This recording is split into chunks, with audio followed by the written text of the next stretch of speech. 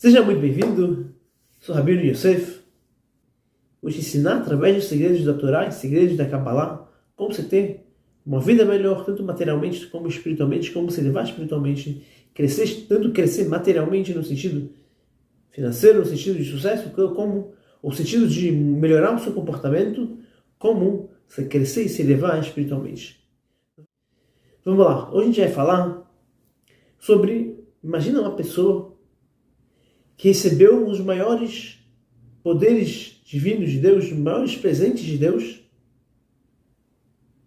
poder gigantesco que pouquíssimas pessoas recebem esse poder, e ele, em vez de usar esse poder para uma coisa boa, ele usou esse poder para uma coisa mal, uma coisa errada, e para ir contra Deus e contra o povo de Deus, contra o povo escolhido de Deus.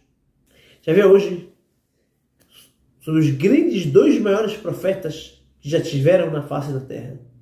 Um deles é Moisés, Moshe Rabbeinu, Moisés. Quem sabe está que ele é o profeta maior que já teve na face da terra.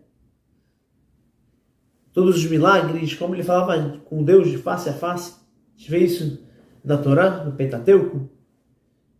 Deus falava, ele escrevia, ele falou os 10 mandamentos através de Deus, falou para ele falou para o povo judeu os 10 mandamentos.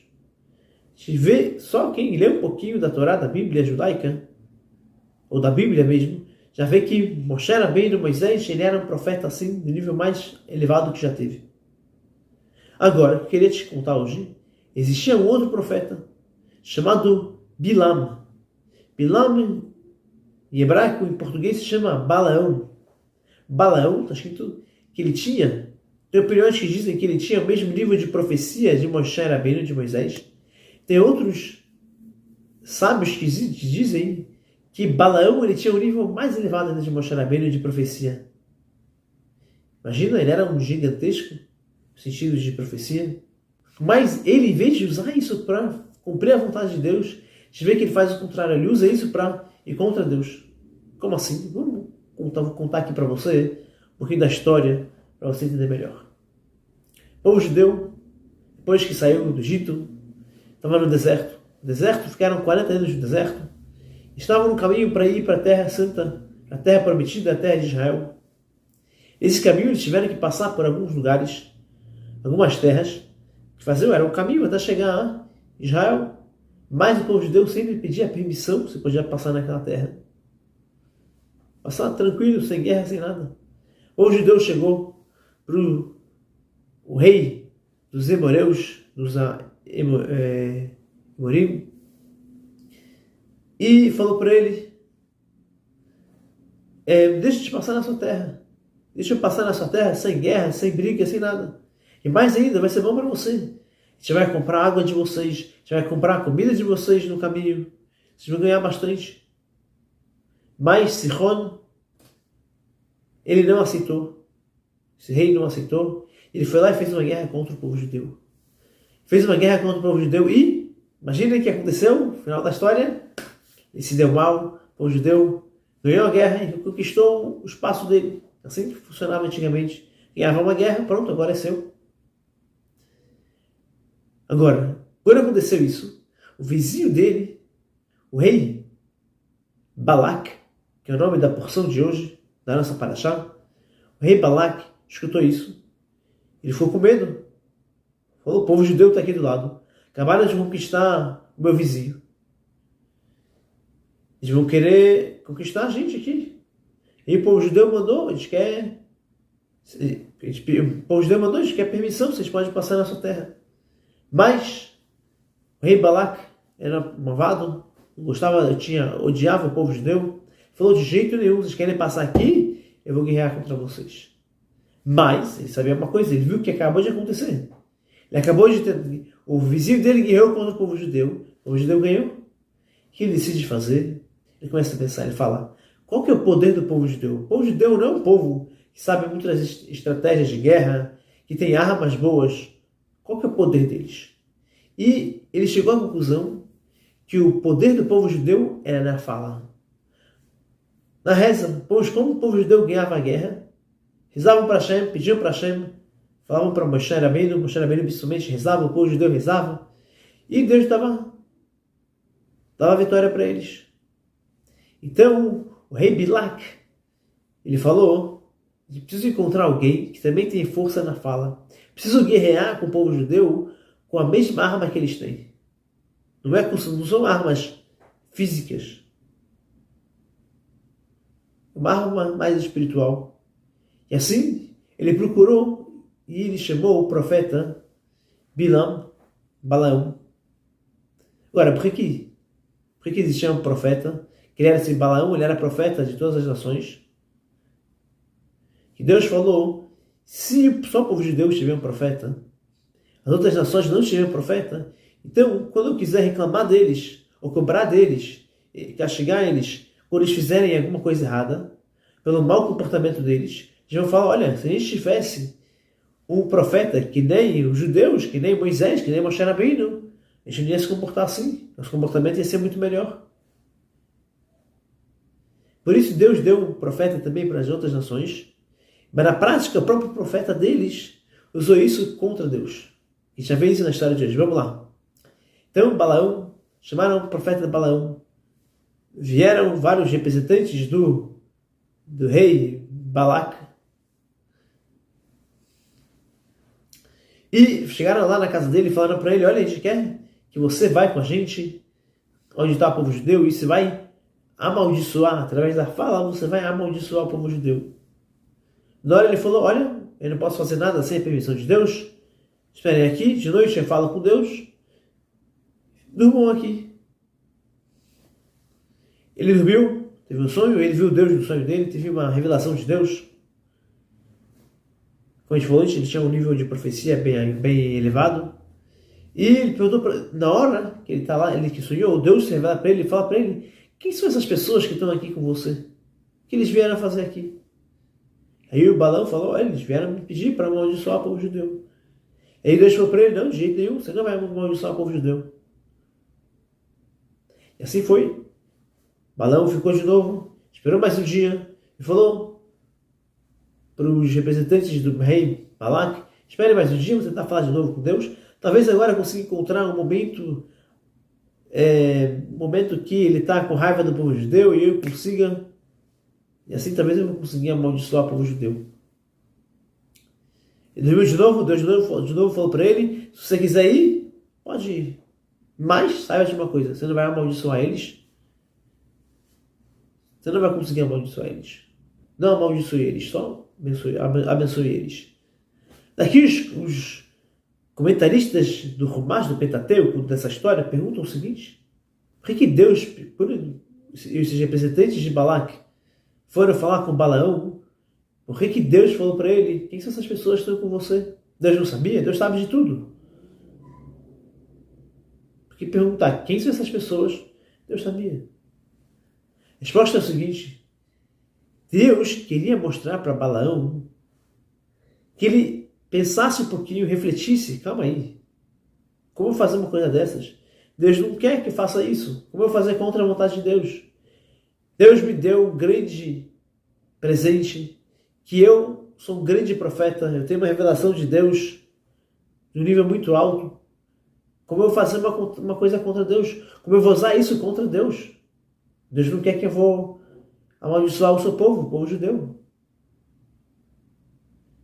Deus perguntou para Balaão desse jeito, para ele parar e falar, quem são essas pessoas que estão aqui? O que elas querem? Elas estão no lado bom ou no lado ruim? Elas querem uma coisa positiva ou uma coisa negativa? Mas, se vê na prática, e assim muitas vezes a gente acontece a mesma coisa. A gente tem tudo na nossa cara, na nossa frente. Tudo provando que não é para fazer tal coisa, não é para fazer isso. Deus não quer isso. Isso não vai ser bom para você, não vai ser bom para sua família. Contudo, de vezes que a gente quer uma coisa, a gente fica cego, a gente não vê nada mais que está em volta.